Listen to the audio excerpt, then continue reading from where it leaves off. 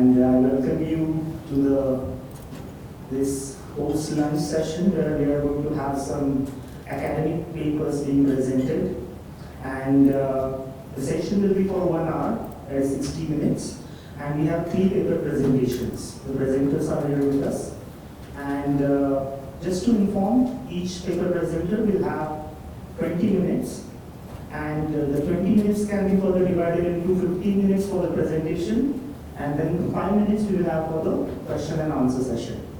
So accordingly, the presenters will be given a time check, and to chair this session, we have faculty from Flame University itself.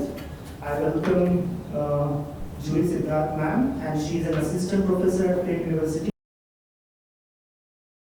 Ma'am, and also the paper presenters, and also the audience. So let's have these young researchers present their papers and be ready with the questions as well. So I request ma'am to please introduce the paper presenters and start the session. Thank you.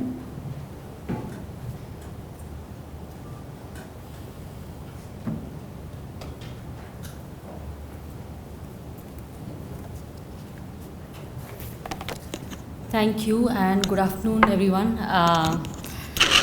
Glad to see so many people here. Usually in academic conferences, you don't see more than 5 or 6 people in the audience. So we have a session right now which is going to be on enhancing 21st century skills. And we've got 3 presentations as already mentioned. Our first speakers are going to be Vrinda Loiwal and Dechen Dolma from Magic Bus India Foundation. They're going to talk about integrating life skills intervention into government systems. The second presentation is going to be by Kirti Kaushika and Arvind Syam from Nalanda Way Foundation, and they'll be talking about their project Sakhi, and it's about building self-esteem and resilience among young girls. And finally, we have Sohela Sajjan from the Center for Social Emotional Learning, who will be speaking about measuring workplace readiness and 21st century skills. So interesting. I think whoever was there for Mr. Anil Swaroop's presentation yesterday, and he spoke very forcefully about public-private partnerships and the role of NGOs in education. So I think that's what we are going to listen to today, and looking forward to all the 3 presentations. Thank you. So yeah, we will have the first presentation now, and I'm handing over the mic to the presenters.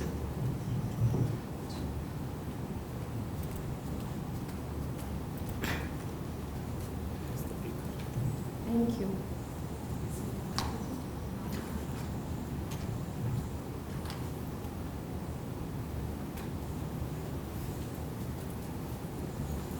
Thank you, everyone. Thank you to Flame University and Leadership for Equity for giving us the opportunity to have us here and present our work in front of all of you. I am Dechen Dolma. I am working with the monitoring and evaluation team at Magic Bus India Foundation. And I'm Vrinda, and I'm consulting with the impact measurement team at Magic Bus.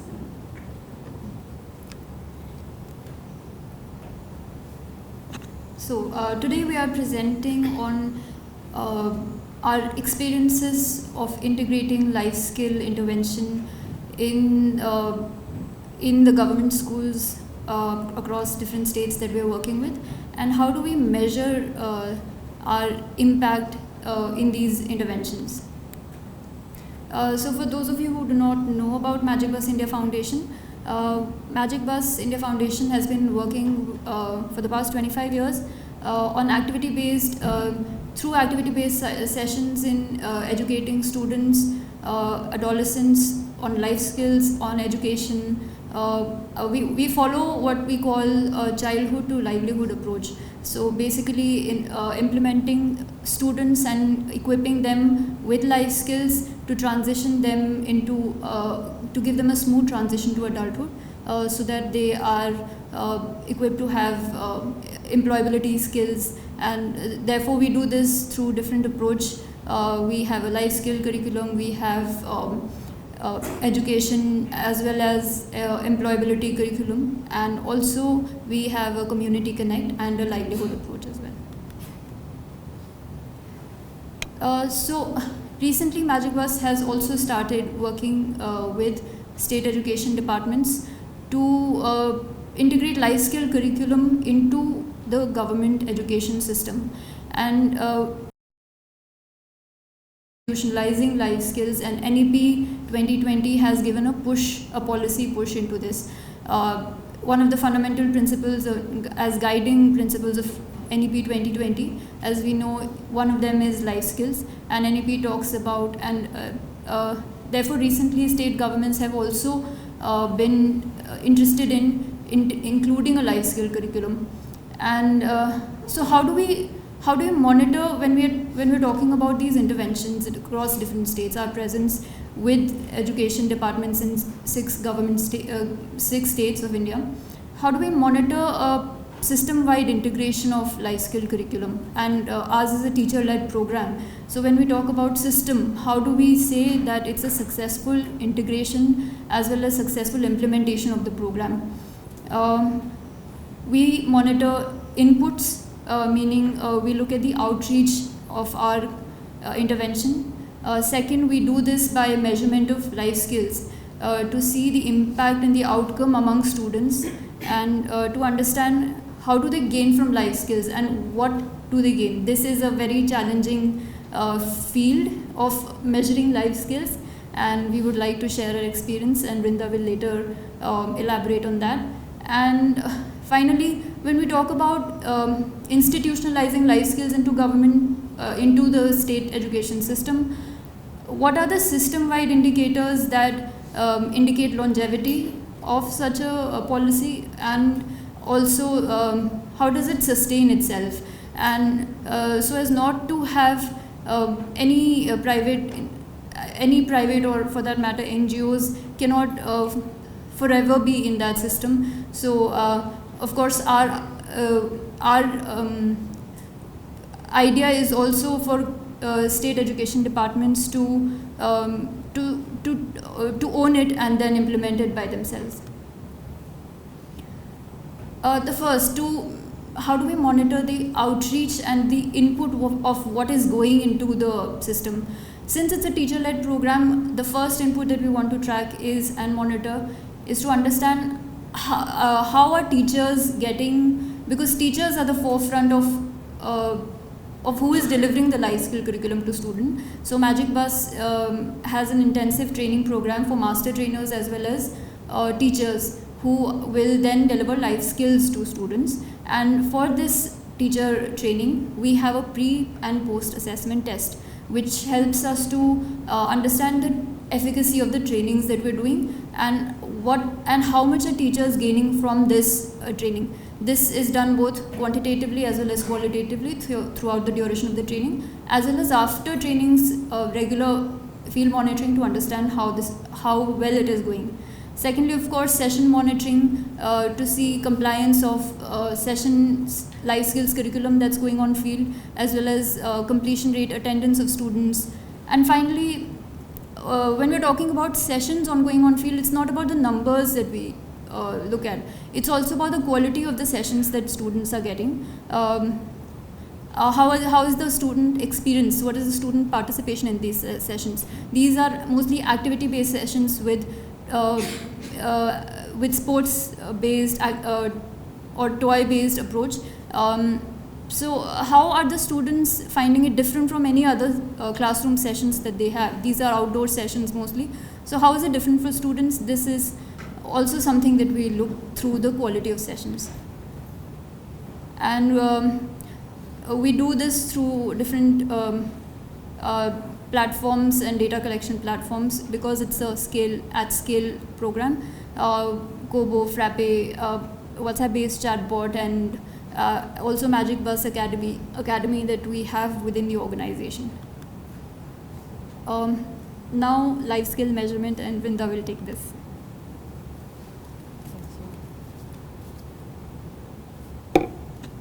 Hello. Okay. So, since life skills is the core of what we do at Magic Bus, we have begun looking at how to assess life skills. and life skills like problem solving, critical thinking, self-awareness, adaptability, communication, empathy. What do? We have a framework that is spread mostly along 3 years, and these skills are taught across these 3 years through a series of sessions which include components like play-based activities, project work, sit, breathe, think, reflections, and worksheets. Why do we think life skills need to be assessed? Primarily, and this is what I personally believe as well, the curriculum has to inform assessments, and the assessments have to feed back into the curriculum. How children are learning, to what extent they have grasped a skill and can exhibit it, embody it, model it in the classroom, should feed back into the curriculum as well and help teachers modify their lesson plans for better addressing students' needs. What methods of assessment have we chosen at Magic Bus? At present, we're looking at 2 types of assessment methods. The first is a psychometric situation judgment test. This is extremely interesting. All the children that we've piloted this test with find it quite interesting, engaging. They don't get bored even though it's an hour long. And what it consists of is a story. So a question has a story with a protagonist, and something happens in the story to the protagonist, and there are 4 options that the protagonist can act on. And students, while taking the test, have to pick which option the protagonist might take. It is not what the protagonist should take, but what might the option be that's most appropriate to the situation. The scores are done on a gradient that is predetermined on a rubric of proficiency scales on every skill. The other tool we use is a classroom observation tool. This is where teachers make observations of students displaying some of these skills in their behavior. This again is on a rubric, and this can be done formatively multiple times in a year. Ideally, that is how it should be done. And we're going to look at why we chose these particular methods for assessment. So what you see in the gray column is the parameters we deliberated over when we chose these assessment methods. So there's rigor of measurement, there's feasibility to administer, and you'll notice a lot of these parameters are actually based on what is feasible in the government system. And we find that these 2 methods complement each other. So if a school or a district or a state decides to do both the SJT and the classroom observation tool, then they have a pretty holistic understanding of students' problem solving or empathy. We're going to do a deep dive into the situation judgment test and what is the process we follow to minimize the error in measurement. I want to caveat this by saying that SJT is being used in the Indian life skills context is still pretty new. So a lot of this we're learning on the go, and we're trying to improve when we see gaps in our own understanding. But really quickly, we start with rubric creation, where we define what problem solving might look like on a gradient. Then we do a tool development exercise, which is item creation, where items are culturally sensitive, contextually relevant, developmentally appropriate. If we're doing the tool development for one state, the questions are suited for that state. If we move to a different state, we try to tweak the questions to make sure context is always aligned. Then we do tool validation exercises, where we actually pilot the tool for both its feasibility as well as reliability, internal consistency, and validity on the field. And lastly, we finalize the tool based on whatever insights we've gleaned from the pilots. This is an example of what the situation judgment test question can look like and the rubric that it aligns with. I'm going to give 10 seconds for all of you to just silently read this.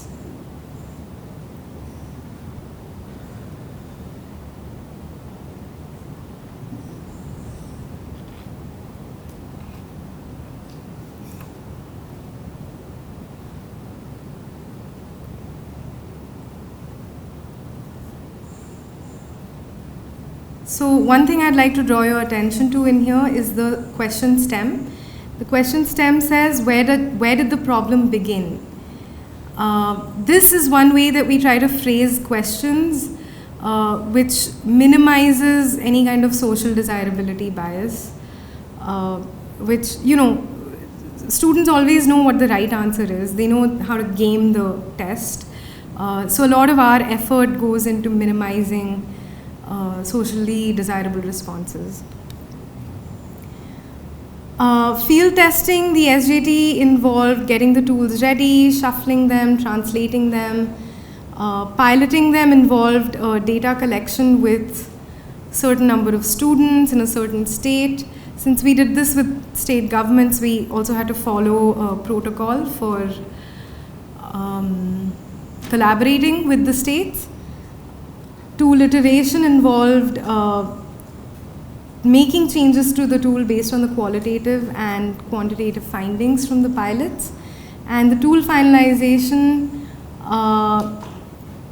was just finalizing the items that made sense.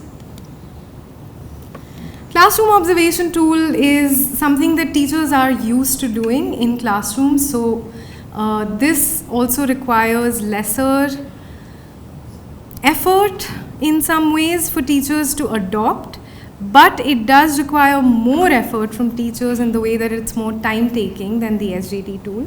What this looks like is a series of indicators, behavioral indicators, such as, let's look at the third one, student is respectful to those who disagree with him or her or are different. And what is the frequency of that behavior being exhibited by the student? We typically try to define it in a certain class period or in a week or in a month, and teachers report it for every student. I'm going to hand this back to Dechan for covering the system-wide indicators that tell us whether the program is being successfully institutionalized in the government.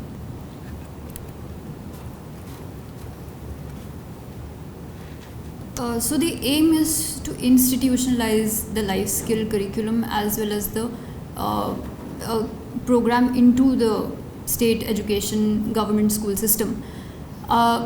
During the course of the program, how do we ensure that this is done from the start? One is, since teachers, this being a teacher-led program, since teachers are delivering sessions, reporting sessions, their workload has to be minimized, meaning any data collection platforms have to be easy to report. Only then will the data collection mechanisms will sustain into the system. And this comes from experience, because compliance is one thing that we have tried to work on from day one. Then at next level, when we want to bring ownership from the system, we work with state level, district level block clusters to ensure that monitoring and review mechanisms are set in place, because only it can't just be a top-down approach, it has to be at every level. And this has been possible because we have seen on field during sessions when ABRCs and block officials have visited sessions and given their time to understand the sessions and monitor. And how do we conclude that? What are the indicators that help us to understand that this has been a successful integration? Some of the things that we work towards, such as co-creating the curriculum with the state SCRTs, institutionalizing the monitoring and evaluation system into the government platforms, as well as also conduct qualitative field assessments, because just outreach and numbers will not give us the whole story. We try to conduct FGDs with students, whether it be for session delivery or for conducting assessments, to understand what are the challenges, what's working well, what's not, where do we need to refine or redefine components in the program. And of course, assessments being one part, we had to validation workshop with the SCRTs as well. Thank you. There's one more slide. Do you want to take it? Yeah. Okay, so this is my favorite slide, because these are questions we keep thinking about, and hopefully more of us are thinking about these questions and we can answer them together. So I think when it comes to life skills measurement or monitoring across states, we have to first and foremost think about purpose. What is the purpose for which we're developing these assessments? Is it to recreate the sort of ranking-based system that already exists in our examination systems, or are we talking about a different purpose where we can actually help students identify their own strengths, areas of improvement, and chart a path for how to get there? Context, I think, is the most decisive factor when it comes to life skills measurement, because what might be the appropriate way to show empathy or the appropriate way to resolve conflict in one state may be very different in another state. We also have gender-based differences that we expect will show up. And so just being careful about what context are we operating in. And lastly, sustainability, because like Dechen said, we're not going to be there forever as a non-profit organization. It is for the government to take up and sustain over time. So how do we make sure that whatever systems we're putting in place are going to stand the test of time, going to be easy to use and interpret, and that they get institutionalized in a way that works for all stakeholders in the system. Thank you.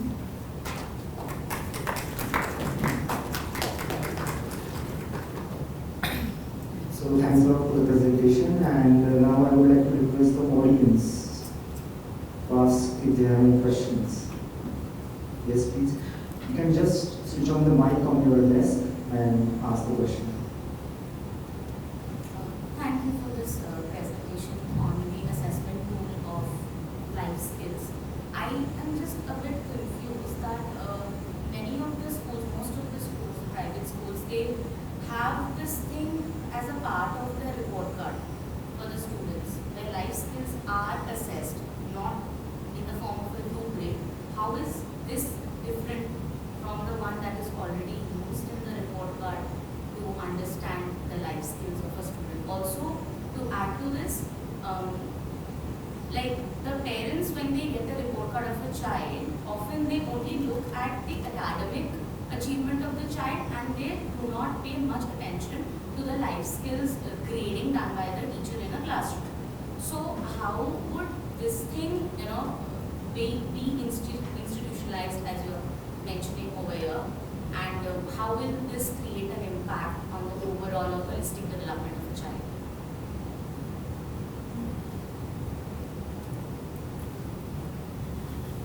So in terms of report card by private schools, I will take a guess of what that might look like. I believe it might be more of an observation style. Yes, observation and qualitative based. Yes. There's one critical Yeah, it's very much similar. Okay. But yes, not rubric grading is done. It's just observation based, like 1 being very low, 2 being average, 3 being very good, 4 Right. being excellent. So your question is, how is it different from Yes, how this? is this One is, this is specifically, like Vrinda had presented, designed to the curriculum, the life skill, independent life skill curriculum that goes into a child throughout the year. So the assessment has been designed to reflect that input and the particular sessions that the child has received. And year on year, how a child will grow into those particular skills based on the inputs. So one, that's how that will be different. Also because there were two methods of assessment. So one being observation, I believe perhaps we could say that both observation style might be similar broadly. But for the first part where we talk about situation judgment test, it also assesses students' thinking of and understanding of their life skills, whereas observation is a more behavior-oriented assessment by the teacher. So, like Vrinda had said, that both are complementary. How situation judgment test is different is understanding of a student's lives, understanding of a student's thinking of life skills. So that's one. And the second, Second was like you were also saying that we can also change like the system of grading. Do we look at a child only performing academically great or also performing from parents, right? from the parents as well as the students themselves to realize from the psychometric test that you talked about? Yeah, so one, that's a long journey, I believe, and we have just and even with the NEP and other policy documents, we are just beginning to push for a more and even with our intervention, we try to make it more holistic. So we also have a community component where we connect with different stakeholders, district officials, parents, other community stakeholders, to ingrain in them the importance of life skills. And on the different field visits that we also do with them, we even try to understand what is the present situation. They are actually very contrary to what we might think. They are very concerned about their students' behavior, as well as how they are progressing in terms of their behavior with age, with perhaps the change of locations that in their personal lives they might go through, because government schools students are usually either children of industrial laborers, farm laborers, or farmers themselves, or perhaps more varied economic background. But parents are aware, and in terms of how they might look at a report card and get a sense of my child's behavior, then I believe more different level of engagement, such as a teacher-student engagement in the form of PTMs and regular conversations on a child's behavior, that might help. And then also the discussion of the specific, let's say if an SJT style report card was to be made, then perhaps that this is to have a review, a parent-teacher meeting for them to talk about it. Thank you. Okay, thanks a lot. And I'm sorry to say that we are running a bit short on time. And if there are any more questions, maybe they can connect with the presenters in the tea break. So I'm really sorry. So let's move on to the next set of presenters, and I invite Kirti Kaushika and Arvind Syam from Narayana Foundation, requesting them to please start their presentation. Also, I would suggest, what did the research focused on, what was done in the field, and what were the findings? All right. You could focus on that, then we can have some more space for the questions. Hi, hope I'm audible. So, hi, good afternoon, everyone. First of all, so much thank you for accepting our abstract and inviting us in this beautiful campus, and also the Pune climate is very welcoming. So, first of all, we'll just start off. I'll just introduce what we are going to talk about for the next 15 minutes. So, we are talking about one of our project in Nalanda Foundation, which is based in Chennai, and we have our multiple projects working in Delhi, in Kerala, in Hyderabad, even in Maharashtra, in Pune, we have a cohort, in Delhi and in Punjab. So we have, we covered, I think 60 to 50% of the geography. So we are talking about one of our project called Sakhi, which works with adolescent girls, and so that to help them thrive into the world. As for instance, we are talking about future ready. And first of all, just to begin with, this is not just our work. This is a culmination of grassroots level social workers and the girls that we are going to talk about. It's their work, it's their struggle, it's their navigation of their daily life challenges, and coming up and building resilience and self-esteem. And resilience and self-esteem is a very broad term for them. So for just to introduce myself, my name is Aravind, and Sorry, it's not Kirti Kaushika. Kirti Kaushika is one of our colleague, and we have with us Shanmuga. So these are the authors. We have joined. This is our joint effort. So this presentation goes off like we just introduce our topic, and then we talk about our research focus, and we talk about our research questions, and then we move on to the methods of data collection, and then finally we just end up talking about our findings, and then finally we put up an open question on how this can be implemented in the wider community, and maybe we can take up forward with that. So I just hand over to Priyan to just start off with the presentation. Thank you. You can press that. So on the keyboard. Oh, thanks. So good afternoon, everyone. So the word Sakhi means friend, and the project Sakhi, it's like a groundbreaking initiative to empower adolescent girls from the disadvantaged and the marginalized community. And as Arvind said, we are doing this program like many parts of India, and especially today we are going to talk about this cohort in Chennai. The locality name is Perambur.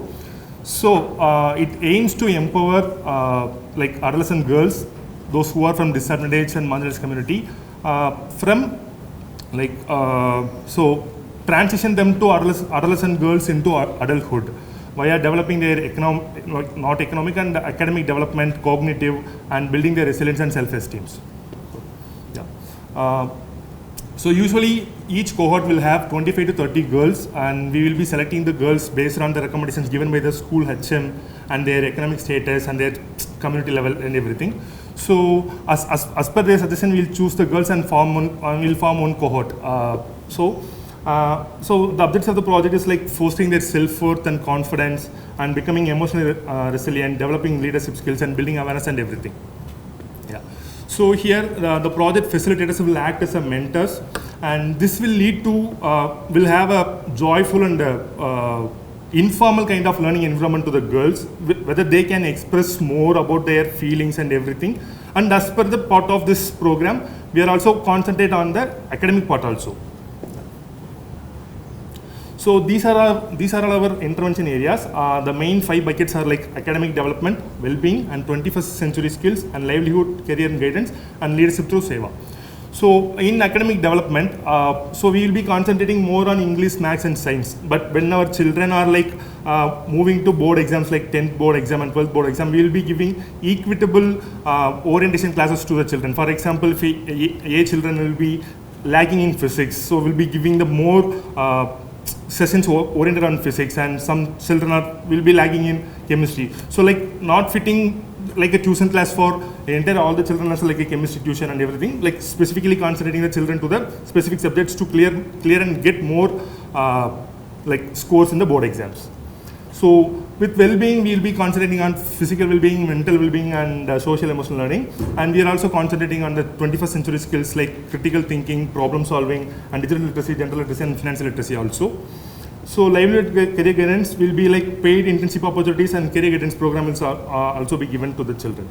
So like we are also giving them a leadership quality, like these matured like 12th those children are completed 12th exams we are culminating them into our projects to the cross section projects, and like so giving them to conduct the FGD in some other projects and everything. Yeah. So as I said earlier, this research focus on one cohort in Chennai, and the participants are 24 adolescent girls, and age group is 17 to 18. So research questions: what is the impact of 21st century skills in young girls, and how does it help build resilience in their lives? And the next thing is, how does the informal mentor-mentee relationship between the facilitator and the girl impact their lives?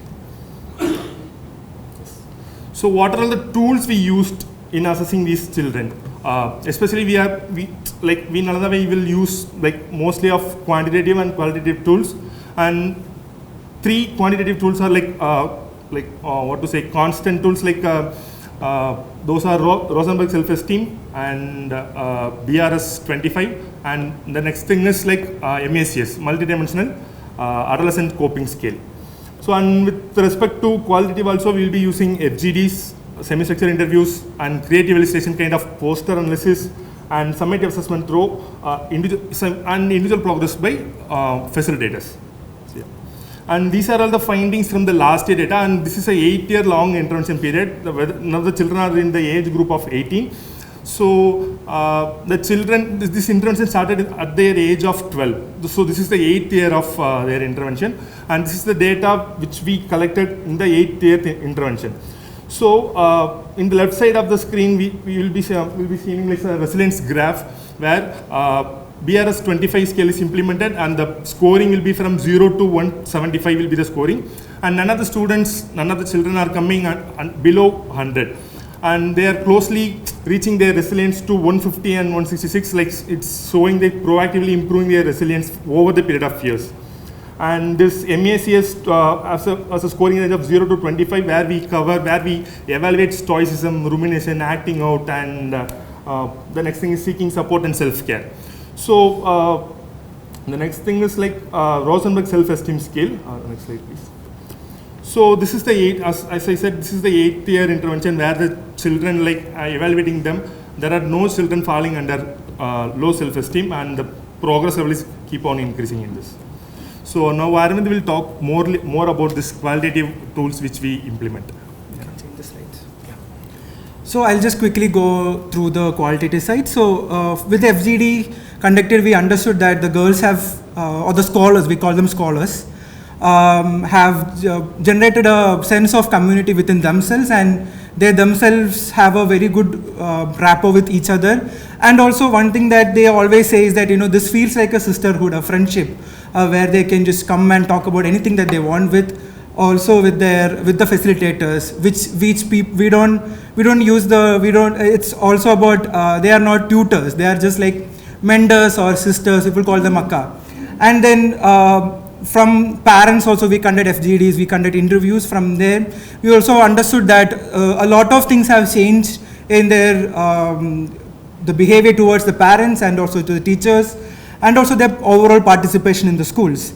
And of course, as Priyan told that they have increased their leadership skills, and recently these particular 24 kids have gone to different childcare institutions in Chennai, and they have conducted FGDs and brought out rich data about what are the issues that these children are facing in their life in the homes, and also not just finding out problems. One of the impressive thing is that they were ready to not just state the problem but also find solutions for that. And finally, one of our qualitative research method is to make posters or expressing through arts. And children draw their feelings, how they were before the Saki project, how they have been in this project for 8 years.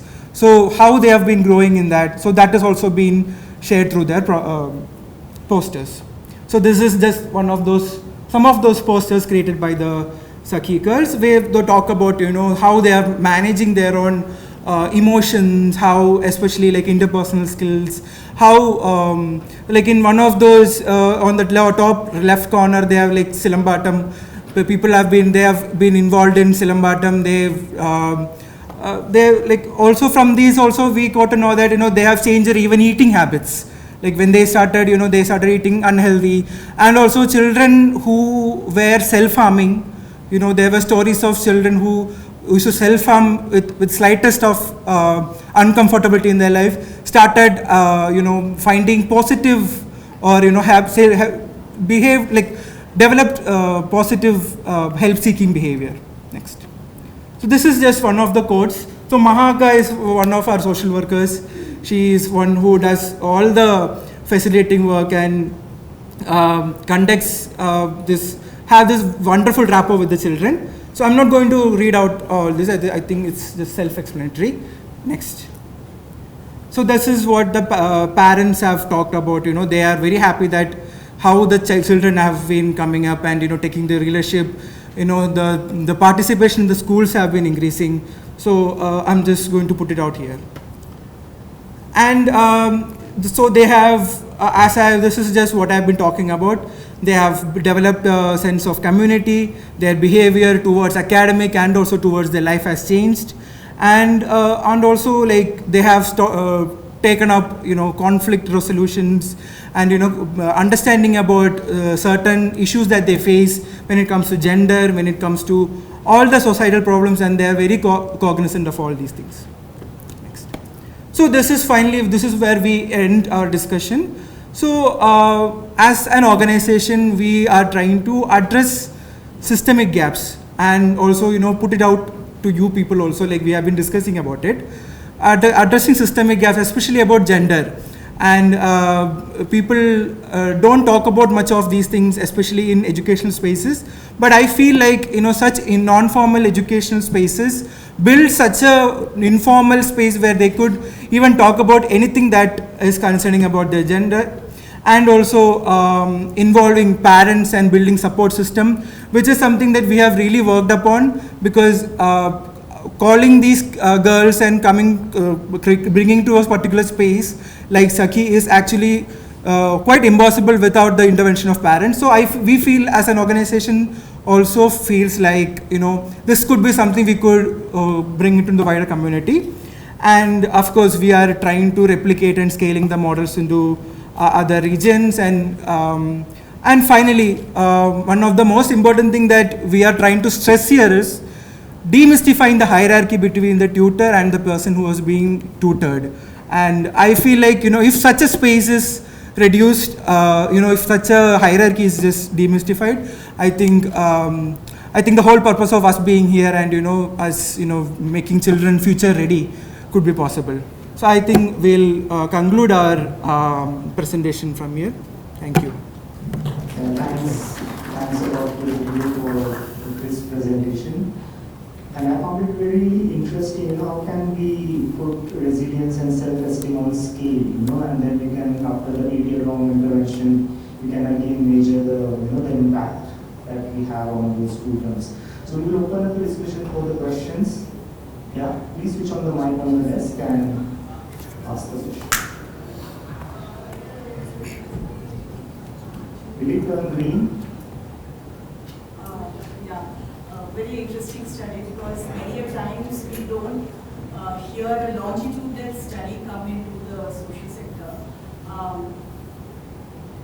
A lot of things focusing on the mentor part, I would like to have an understanding, because it's a journey that you're talking about that the adolescent is having, right from early adolescence to late adolescence, right? And to see that 7 years long journey, what is the type of persona that you had for choosing the mentor, because it's a very critical period for the child. And when you say you're not looking at a tutor-student hierarchy, but it's a journey sort of thing. And with the mentor, what sort of persona that came in, and also within the adolescent sisterhood group that you were calling, how was the collaborative effort? Because life skills is something that you also focused on. And one observation is, to my understanding, resilience is something comes from a very traumatic related premises. I'm not sure how was that incorporated into this. So with choosing this persona for this program, Sakhi is like basically from a social worker who like believe in the system, mentor, like tutor mentor hierarchy will be break, and something those who practice empathy in facilitating and understanding the children's. So before starting this intervention now, this tutor will not be facilitating the sessions or any intervention something. They'll go and hang out some time with the school sessions, like having art sessions with them and creating a rapport between them. So there are a group of 3 facilitators went to the field, and those who more attached to the children are given to the cohort like this. Yeah. So with the resilience. Yeah, actually, as Neha was talking about resilience, actually, it has actually, of course, there is a lot of violence and there is a lot of any kind of trauma that has been coming. I mean, I'm sorry, I didn't quite get your question about resilience. So when we talk about resilience, All right. the understanding of how we look at resilience comes from the whole framework of that the individual has undergone a particular traumatic incident or an experience, and then we also see how there is a coping mechanism that is brought in into the whole Yes. individual, right? So then, Yeah. So we also look it in perspective of individual only, and we just don't just generalize that each of these. I mean, we don't. There is no magnitude of what kind of trauma that person is going through. Each and every person, what we see as resilience is that they face a problem, and how do they come out of that problem, and what are the techniques that they use, for instance, to seek help. As I was talking about, one of the girls who came to the organization, who came to Nalanda Way with within this minor discomfort, she started self-harming. And then our goal of building up resilience is to sort of find her, to let her know that there are other aspects of to make yourself happy, make yourself to seek help. So I feel like with each individual, we are just looking at the fact that any problem that they face in their life, they can come up by their own, but also enabling them to seek support from the mentors or from any other sources. Yeah, so Oh, sorry. sorry to interrupt once again, and then we are really running short of time, but then if you have any other questions, then please connect with the presenters in the tea break. I guess we can move on to the third presentation, and I would like to invite Sohila Sachin from Center for Social Emotional Learning, and please commence this presentation.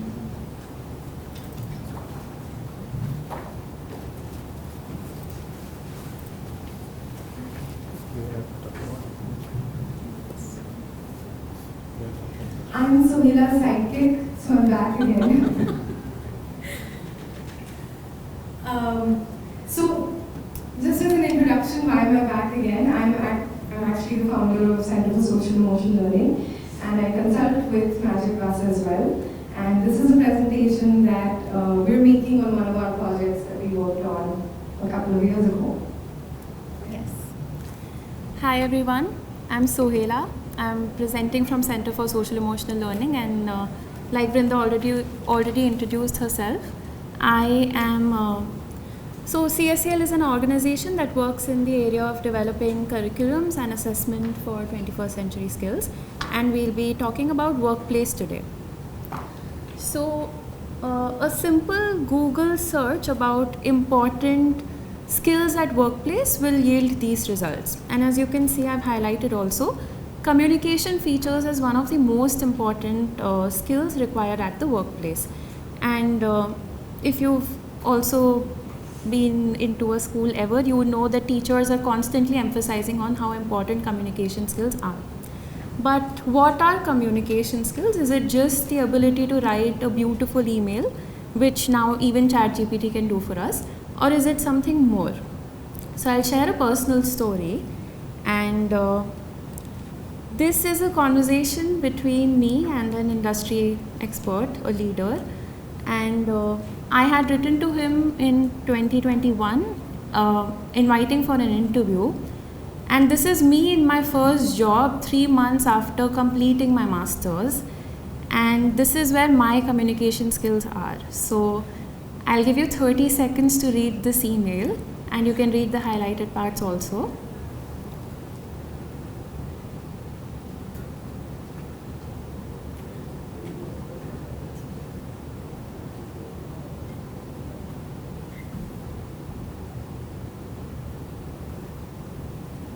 Yeah, so also just to summarize, if you didn't already notice, there are three email exchanges happening on the 3rd. 3rd is the day that I scheduled the interview on at 7 a.m. PST, and we're having this email conversation at that time, and I don't realize that it's already the time for the interview. And when I realize that is when it gets worse. You think it doesn't get worse, but it does. Here. So 3rd, the last email he sends me is when he says that get back to me when you can, but when I realize, I decide that ghosting might be the best solution. So I just stick to that, but it gets worse when on 9th he ropes in Brinda, who's here, she's the CEO, and he's like, does she even know that you did all of this? So So these are the communication skills of someone who completed her master's straight into her first job. Not being able to figure out, I got an email response. He said he's honored to be a part of the panel, come for the interview and all of that. But I couldn't take the conversation forward. And we know communication is important because we just saw that it damaged a relationship, a partnership that could have led into something. And so like communication skills, and we've been talking about all of these skills for the past 2 days, there are many other skills also which we're calling 21st century skills, which are important at the workplace now more than ever before. So what are these skills? What are the other important skills? They're also known as workplace readiness skills. Like I said, we'll be talking about workplace. And Carabello and Walker, they're from Deakin University. They define workplace readiness skills as the extent to which graduates are perceived to possess attitudes and attributes that make them prepared or ready for success in the work environment. And what I want to highlight is that they are for graduates. So we're not talking about school children or young, like basically young adults. And why are they important? There's a lot of secondary literature about it. OECD talks about 3 types of skills that are important for success: academic success or workplace success. And these skills are cognitive, social and emotional, and practical and physical. Cognitive skills look like your critical thinking, problem solving. Social and emotional would be your growth mindset, resilience. Practical and physical are how the technical skills that we also call them. How well are you able to use your laptop, skills like that. And India Skills Report, which also was brought up yesterday, that 40% of the Indian youth is considered unemployable. And it is not because these children don't have degrees, but it's because the employers are looking for skills like adaptability, communication. And LinkedIn Global Trends Report from 2022 talks about a shift in the company cultures. So we've been noticing, and more so after COVID, that company cultures are becoming a lot more flexible, and they used to be a lot more rigid earlier. So in a flexible environment, it is even more important to have these skills. So we developed a framework of these 12 skills. This framework is an outcome of 2 things: secondary literature and also a pilot study. It didn't look like this, it didn't have 12 skills earlier. The first draft of this framework had 10 skills. But after doing some work, the pilot study and the secondary review, and also some interviews with industry experts, we added navigating power dynamics and adaptability to this framework. Now, how are these skills defined? It's, if I ask you what your definition of self-awareness or growth mindset or adaptability is, it may be very different from mine, but to measure it, we need to have a standardized definition. So we looked at research, and Daniel Goleman defines self-awareness as awareness of your strengths and weaknesses, and we adapted our definitions from secondary data and secondary literature. And so you can I'll give you 30 seconds to read this, and then Linda will take over, I think. Yeah. I can read. Yeah.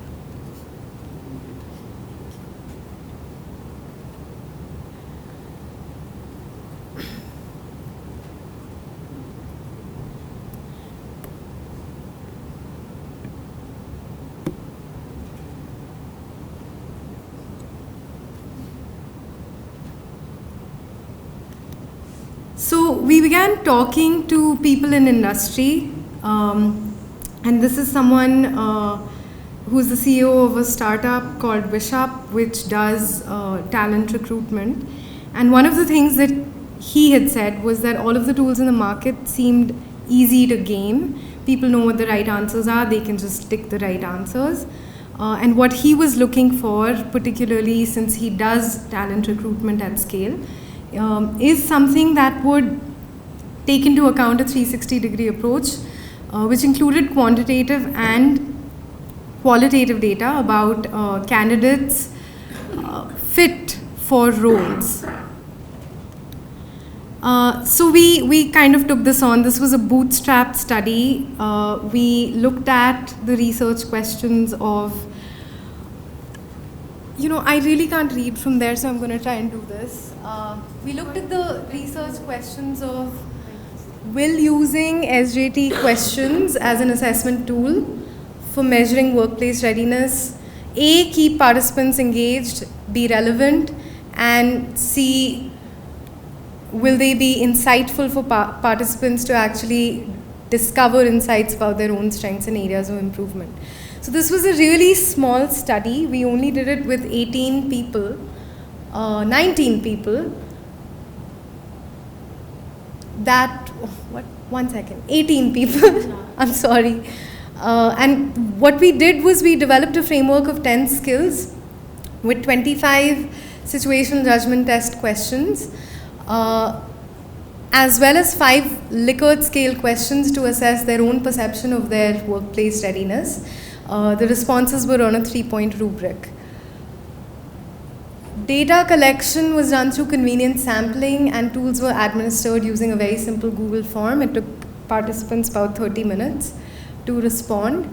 But what we did follow up with was an hour-long interview, in-depth interview, to ask participants questions about the feasibility, utility of the tool. And we qualitatively coded those interviews.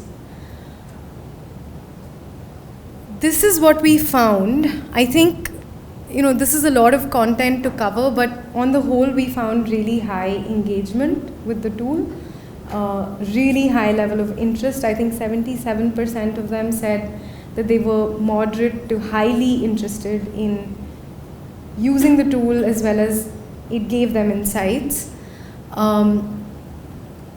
And then we also found some things like the last point, which is that more than 70% of the respondents picked the correct response in 72% of the questions, which told us that maybe the questionnaire was too easy, or something about the items was making it easy for participants to guess the right response.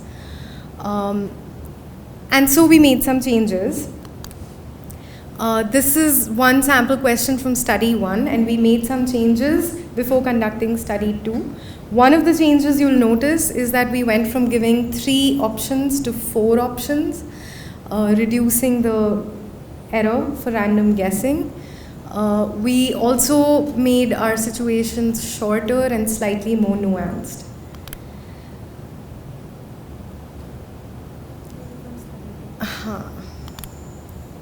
For study 2, what we did was a quantitative study with 144 participants from 2 different organizations.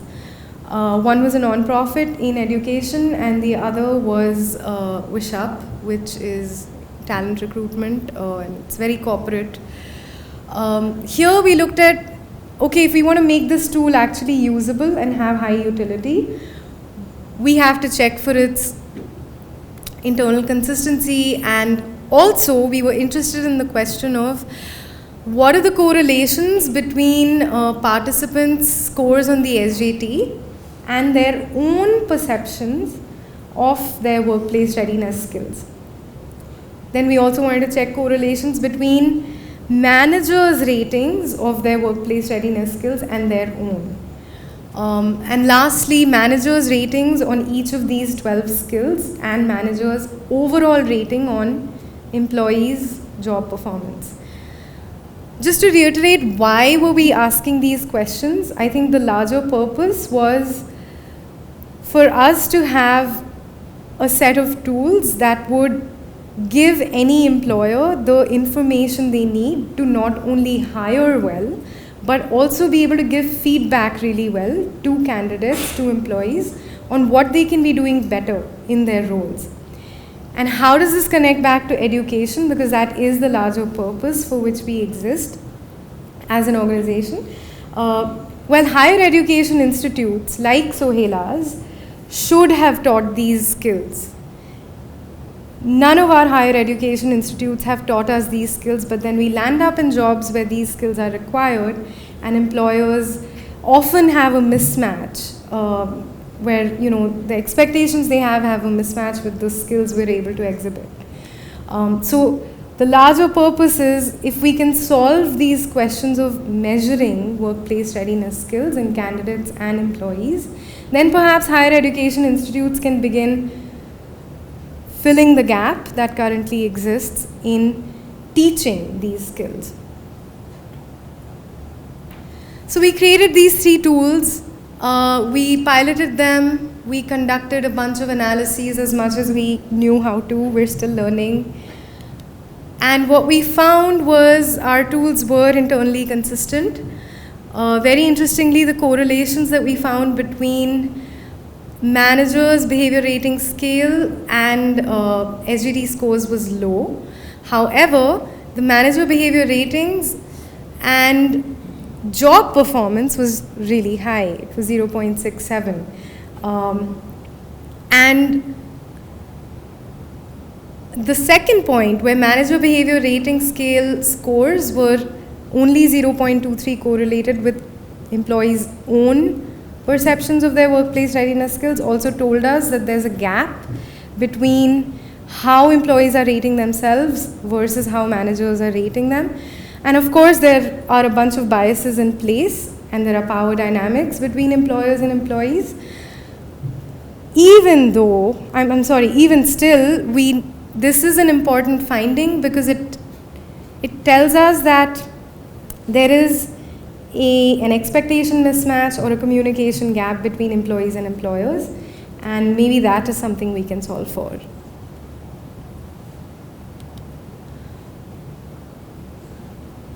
So this is a very interesting study, and we just picked out this one quote which says that employers, education providers, and youth, these 3 stakeholders, they live in parallel universes. They're not really talking to each other or aligning on what counts, what's needed. And so to conclude, I think our findings also found that there were significant gaps between employer expectations and employee skills, or employee perceptions of their own skills. And NEP acknowledges this gap. NEP talks about how do we, as higher education institutes, how do we equip students with these skills. And future scope of our research, honestly, is we need to do this research with a much larger sample. We hope to be able to do that with larger samples and actually arrive at weighted composites of these workplace readiness skills that are customized to different industries. I think, and that would contribute to some level of need analysis for workplace readiness skills being taught at higher ed institutes. Oh, and back to Sohela.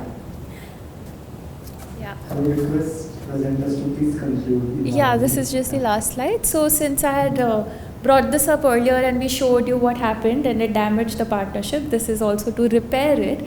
So I acknowledged what I had done, and responding a certain way actually helped us repair that relationship and build a partnership with that person. So this is just something that we wanted to highlight as a positive outcome of these skills. That's it. Thank you.